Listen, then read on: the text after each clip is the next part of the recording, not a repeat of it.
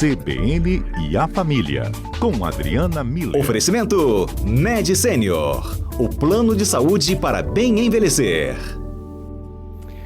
Voltamos com o CBN Cotidiano, falando com a Adriana Miller, terapeuta familiar. Semana passada foi tão legal, ela falou pra gente a diferença assim, entre filho único, filho do meio e filho único, filho mais velho, filho do meio e o filho caçula. E aí surgiu a dúvida, e o filho único, gente? Para quem tem filho único, como é que é ser filho único? Pode ser um fator determinante para a personalidade de uma pessoa?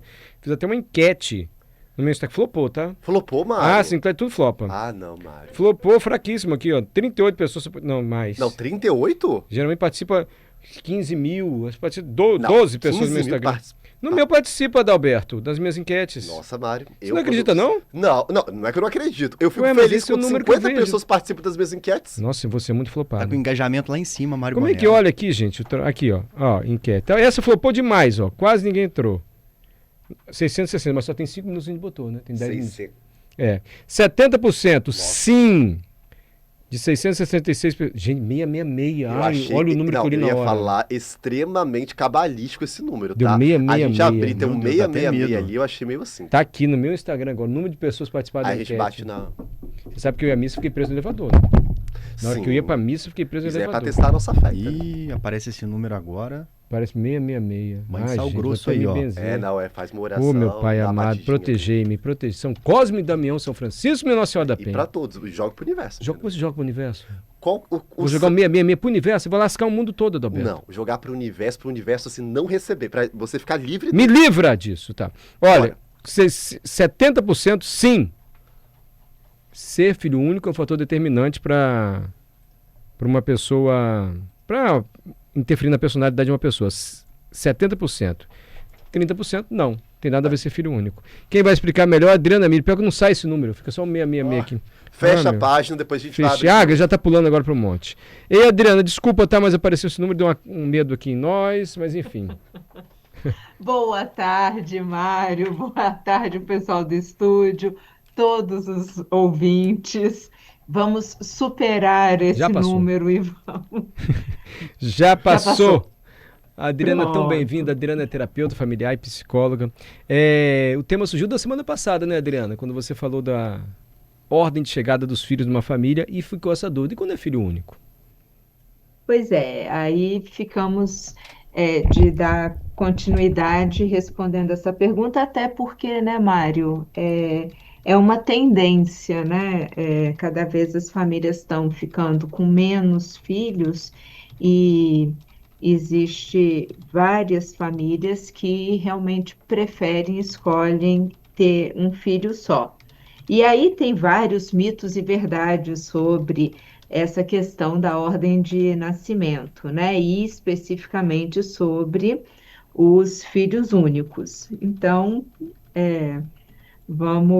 a nossa ideia é exatamente falar um pouquinho sobre esses mitos e verdades, né? Quando a gente pensa, Mário, em filho único, a gente pensa em dois aspectos, né? Primeiro, que por ser único, a questão de tempo, atenção dos pais para esse filho, inclusive também investimento financeiro em educação, em lazer, né? Fica tudo voltado para essa figura, né?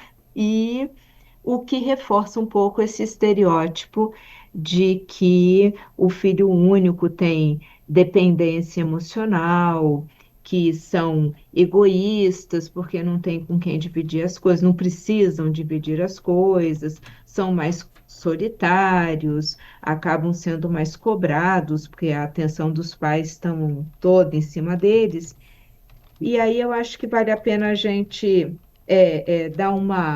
refletir um pouco, né, sobre esses aspectos. Então, e vamos ver os comentários que vão chegando. Você tem algum filho único nos ouvindo Já tem hoje, comentários. né? Se você quiser, eu já leio. Já temos? Já, você quer que eu leia agora? Vamos lá. Vamos.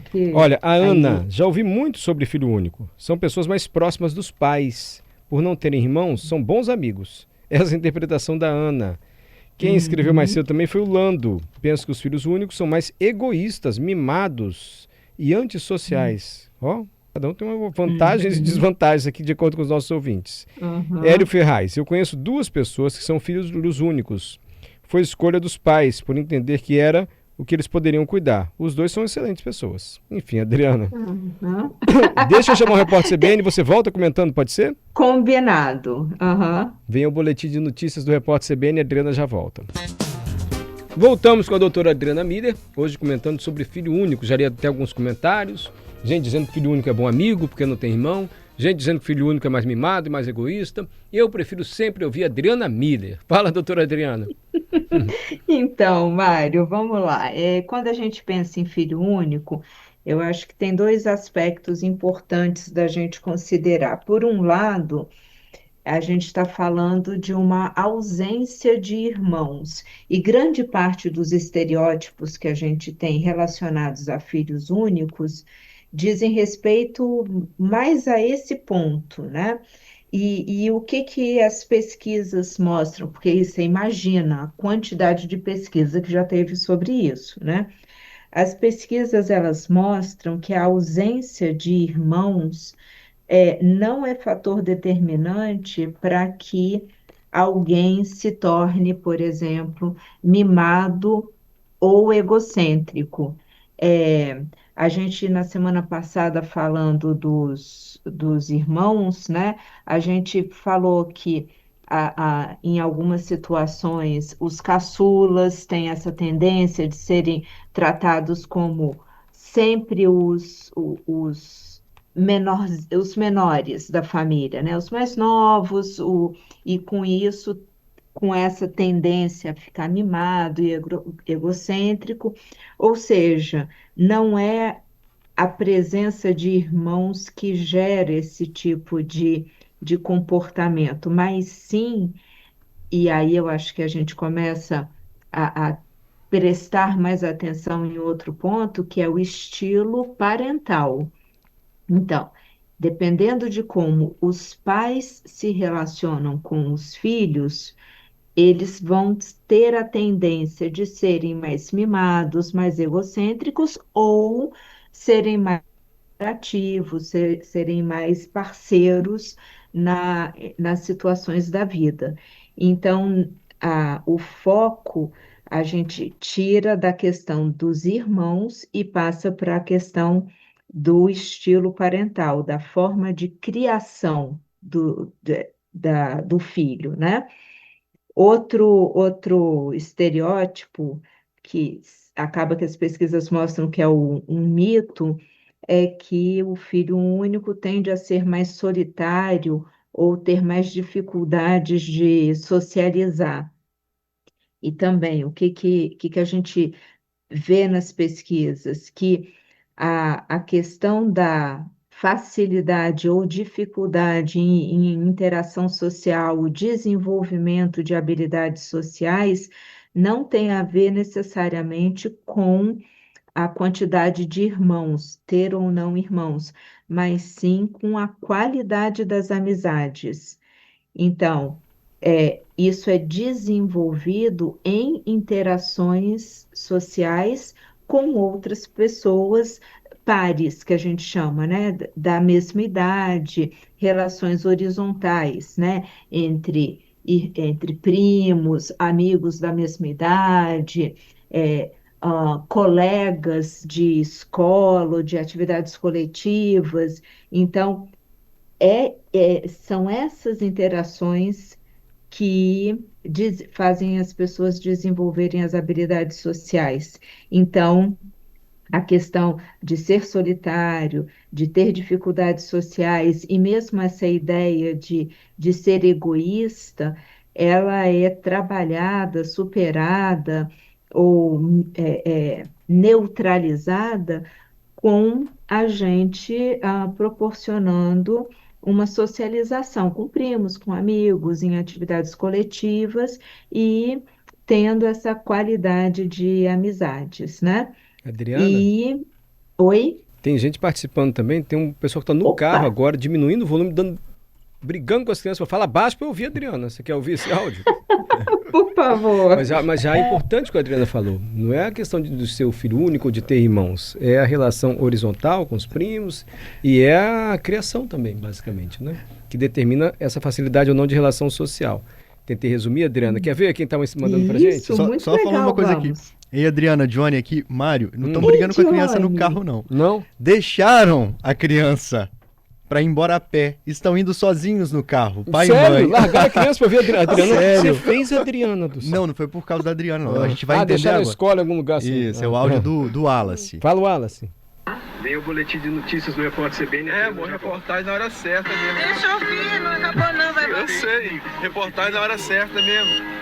Mara, Adalberto, produção, reportagem na hora certa. Meu filho com pirraça aqui. Eu moro lá do supermercado, foi pra casa a pé. Porque queria levar o carro eu não deixei. Reportagem na hora certa, né, amor? Fez pirraça no Você mercado. entendeu? O garoto acho que queria dirigir, deve ser adolescente. Falou, não, você vai a pé. Me deixa eu ouvir, Adriana, a esposa dele. Falou, deixa eu ouvir, gente. Fala, Adriana, pra eles, pra quem tá ouvindo. Então, aí eu acho que o Wallace traz talvez um outro tema para a gente ver, conversar outro dia, que é a questão dos limites, que a gente fala já bastante aqui, né? Pelo que eu entendi do que ele está apresentando para a gente, tem a ver com a questão do limite colocado para os filhos como uma busca de excelência. Tudo na vida tem um tempo para a gente poder fazer. E quando os filhos entendem esse registro temporal, eles buscam amadurecer para conseguir ter acesso a isso que eles estão esperando conseguir. Por exemplo, dirigir só depois que tiver 18 anos e a carteira de motorista na mão. Então, esse limite faz com que a criança, o adolescente, tenha que chegar numa determinada idade e tenha que demonstrar a habilidade para conduzir um carro que é adquirida por meio de ir numa autoescola, fazer os testes, passar nos testes. Então, esse limite, ele promove o que a gente chama de busca da excelência, ou seja, se tornar uma pessoa que demonstra capacidade e competência para realizar aquilo. A gente está dando o exemplo do carro por causa do que o Wallace trouxe, mas a gente também pode colocar limites, por exemplo, pode ir na padaria comprar pão depois que me mostrar que consegue atravessar a rua sem se colocar em risco, que sabe utilizar o dinheiro, sabe fazer a conta para verificar um troco, se está certo ou errado. Então, assim, a gente mapeia as habilidades necessárias para realizar aquilo, coloca para a criança e o adolescente, e à medida que ele vai provando que está se tornando apto para realizar aquilo, ou seja, que ele está se aperfeiçoando, ele consegue ter acesso àquela demanda dele. Isso quer dizer que a gente não entrega de mão beijada, o que acaba tornando as crianças mimadas, e não fica negando tudo de forma aleatória. A gente coloca um limite claro, com uma regra definida, que é possível da criança conquistar aquilo se ela tiver disciplina, se ela tiver empenho em construir essa excelência. Então, foi um grande parênteses, mas valeu a pena. O Wallace está dizendo que era o filho único dele mesmo que desceu do carro, tá? E então, só para você emendar outro comentário, pode, Adriana? Só para eu vai lá. fechar essa, porque tá vendo que tem a ver com estilo parental, a gente não sabia que era o filho único. Então, não é uma criança que precisa de mais ou menos limite porque tem ou não tem irmão. Não é disso que a gente está falando. A gente está falando de todas as crianças com ou sem irmãos precisam saber que existem limites, esses limites são claros, e à medida que elas vão demonstrando maturidade para lidar com aquela situação específica, elas terão acesso àquilo. Então, só para a gente conectar com o tema de hoje, não tem a ver com quantos irmãos a pessoa tem a ver com esse estilo parental. Perfeito. E tem a ver também o próximo comentário, só para você continuar, Adriana. Minha filha é Aham. única, tem 5 anos. É uma criança que divide tudo que tem com as colegas, não é mimada. Porém, eu e minha esposa dedicamos muito tempo para brincar com ela. O Gabriel, que mora em Vitória, mandou essa mensagem. Tá vendo? Eu acho que o Gabriel fala tanto do estilo parental, e ele já toca num outro ponto que eu quero também tratar, e ele fala também da qualidade das relações com os amigos, né? Então, quando a gente estimula as crianças a estarem com outras crianças, dividirem com os outros, os brinquedos, aquele momento de alegria, né? Fazer um rodízio no balanço, essas regras de convivência, a gente acaba fazendo com que as crianças, independentemente de terem ou não irmãos, se tornem crianças com habilidades sociais, que conseguem interagir com outros sem criar grandes atritos, né? Então, eu acho que o que o Gabriel traz nos mostra esses dois aspectos, né? O estímulo a amizades que têm qualidade, né?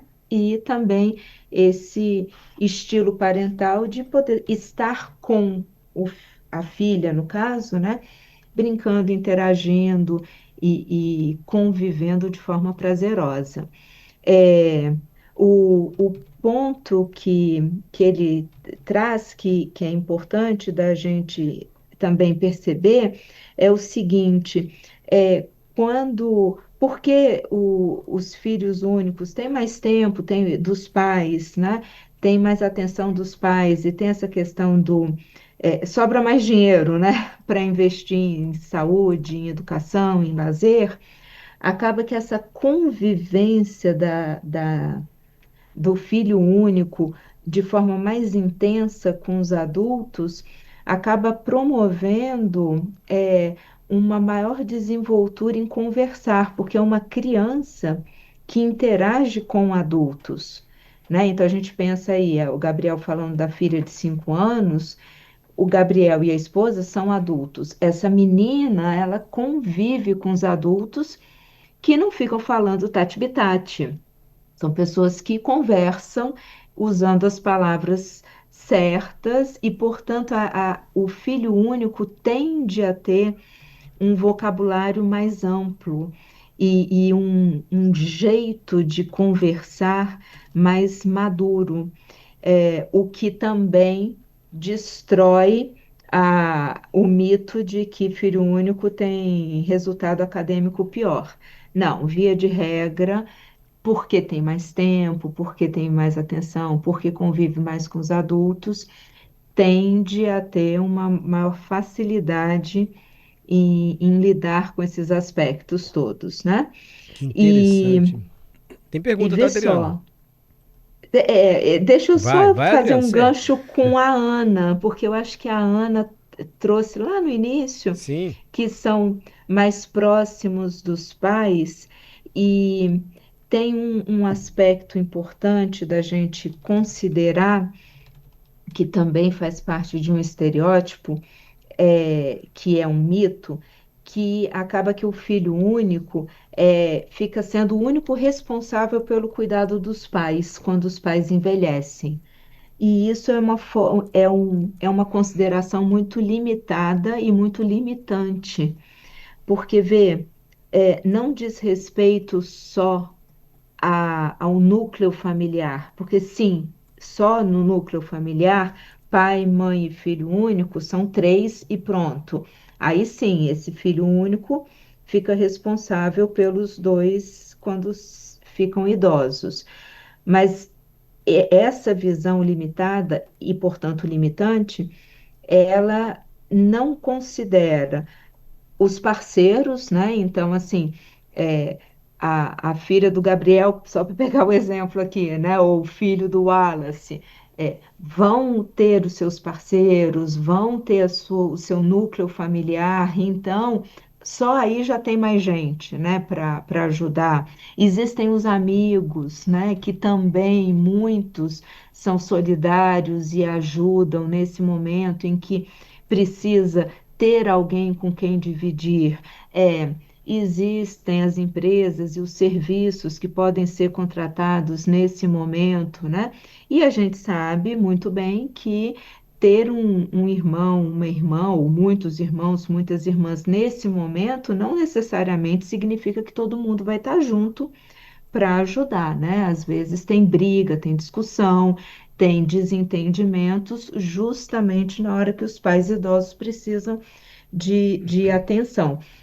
Então, de novo, quando a gente começa a pensar nessa questão da ausência de irmãos, a gente começa a ver, Mário e ouvintes, que tem muito mais mito do que realidade.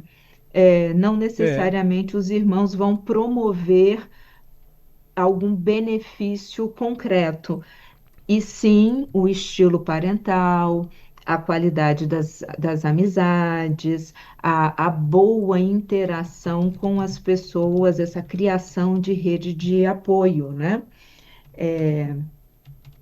Bom, você falou que tinha uma Luiz, dúvida e eu ainda tenho que falar aqui mais duas coisinhas. você quer falar ou quer ouvir Você que manda, quer continuar? Depois a gente bota a pergunta do Luiz Cláudio, Tá, joia, vamos, porque de repente eu já respondo, não né? é? Quando a gente pensa, então, tem dois pontos, né? Pensar em filho único, a questão da ausência de irmãos, que a gente já viu, e a questão do estilo parental, que aí eu acho que abre um ponto de reflexão importante, que existe uma tendência grande de filhos únicos, justamente por essa questão de serem os únicos, então o foco dos pais está em cima deles, dos pais e mães virarem o que a gente chama de uma parentalidade helicóptero, que são aqueles que ficam assim, por cima, né? Sempre de olho, sempre vigiando, sempre vendo se está bem, se está doente, se está tirando boa nota, se os amigos são legais, se os amigos são ruins, e se foi, se voltou. E isso, obviamente, sufoca. Qualquer um, de novo, não tem a ver com se tem irmão ou não, tem a ver com o estilo parental que a gente também já conversou aqui na CBN, mas de muita cobrança, muita crítica, muita expectativa em cima dessa pessoa, né? É, então a gente precisa tomar cuidado porque isso acaba gerando no filho único uma cobrança interna de de ter sempre um bom desempenho, de não poder falhar. E isso é uma reclamação recorrente, tá? Tanto em alguns filhos caçulas, alguns filhos mais velhos, né, que tem essa mesma coisa. Tem que ser o exemplo, tem que estar sempre dando o seu melhor, é o mais criticado, o mais cobrado, porque os pais precisam da ajuda do mais velho para contribuir com o exemplo, né, para os mais novos, mas também acontece com os filhos únicos. Então, a gente, de novo, não está falando da questão de fraternidade, a gente está falando de parentalidade. Então, é importante que os pais tomem cuidado com isso e façam muito mais um trabalho como o Wallace e o Gabriel mostraram aí para gente, né? De estimular as relações entre os pares, essas relações horizontais. Eu lembro que na semana passada teve um pai também que falou que estimulava muito a filha, que também era pequena, a brincar muito com os primos, né? Para estar junto ali interagindo com crianças da mesma idade. Então, eu acho que é isso, promover atividades coletivas, para que o filho único possa ter esse espaço de interação em ambientes em que ele não seja o único foco, que ele possa estar ali aprendendo com outros, fazendo as comparações, né? Porque é na comparação que a gente vê como é que eu não sou como o outro, eu tenho aspectos similares, mas não iguais, e aí a gente vai aprendendo a reconhecer as suas competências, aqueles aspectos que precisam ser melhorados. Então, eu acho que esse estilo parental é o que facilita muito mais a vida de filhos em geral e especificamente aqui a gente falando de filho único. E finalmente, Mário, é, um, vou voltar para a questão que a Ana trouxe e dos filhos únicos serem os únicos responsáveis pelo cuidado dos pais, que a gente já viu que é um mito, mas a gente considerando do ponto de vista dos pais e não dos irmãos, né? A gente viu que é um mito com relação aos irmãos. Eu não preciso ter irmãos para me ajudar a lidar com os meus pais idosos. Eu preciso ter uma rede de apoio de qualidade. E com relação específica aos pais, ter esse cuidado de também os pais cultivarem redes de apoio e já pensarem em soluções para o futuro, para o próprio futuro. Os pais vão envelhecer, em algum momento eles vão precisar de um cuidado específico, e o que eles estão fazendo para que esse cuidado seja o que eles consideram mais adequado, para não ficar sobrecarregando um filho único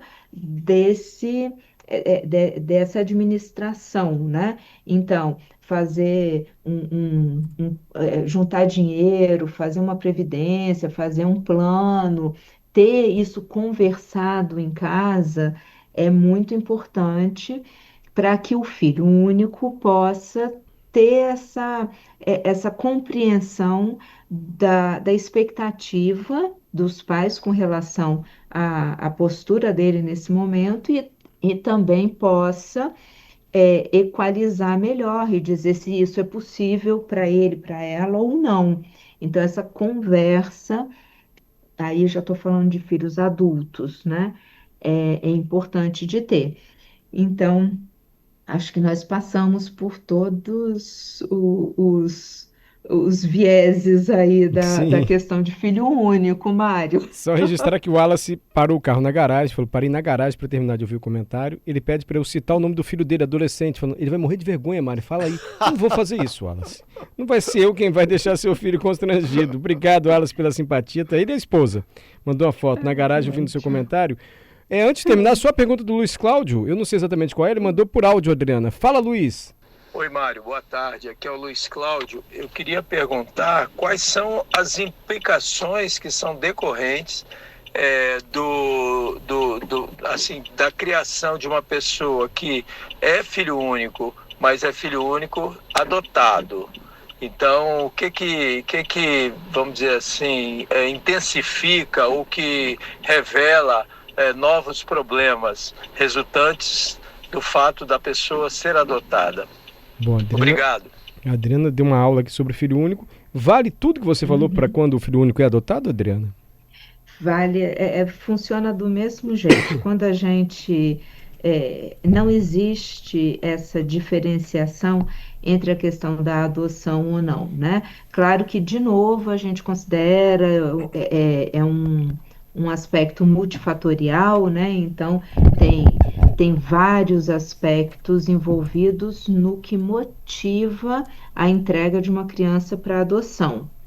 Então, eu acho que esse é um aspecto que fica talvez para um próximo comentário. Perfeito. O que sempre existe na história de uma adoção existe uma família que acolhe essa criança. E a partir daquele momento, essa criança passa a ter esse núcleo familiar que vai ter um estilo parental e que vai ter irmãos ou não vai ter irmãos, mas a partir daí a gente começa a entrar em tudo que eu falei hoje, né? Então, é, vai ser uma criança que, por fazer parte desse núcleo familiar, vai ter convivência com dois adultos que tem um estilo parental, que se for um estilo helicóptero, a gente sugere que faça alteração, que seja um estilo muito mais colaborativo, muito mais participativo e que incentive um encontro com os pares no horizontal, né? Atividades coletivas com crianças na mesma idade, então assim, promova isso e possa ajudar então essa criança a ter habilidades sociais, a buscar crescer e amadurecer, mostrar o seu melhor, uma busca pela excelência, e continua também valendo para esses pais o fato de que eles precisam pensar em como eles querem viver a vida deles quando ficarem idosos e se virem numa situação em que eles precisam de cuidados e sentar e conversar, pai, mãe e filha, sobre esse contexto, expectativas e limitações de cada um com relação a isso. Então, especificamente a questão da adoção, depois que ela acontece e existe essa convivência dentro do núcleo familiar, aí funciona tudo como a gente conversou. Tem um anterior à adoção, que aí às vezes tem traumas, tem situações complicadas, né, Mário? Que aí tem a ver com esses multifatores que eu citei anteriormente. Perfeito, Adriana. Obrigado, Adriana Miller. Obrigado, Luiz Cláudio. Todo mundo que mandou pergunta. Adriana, até a próxima quinta-feira. Muito obrigado.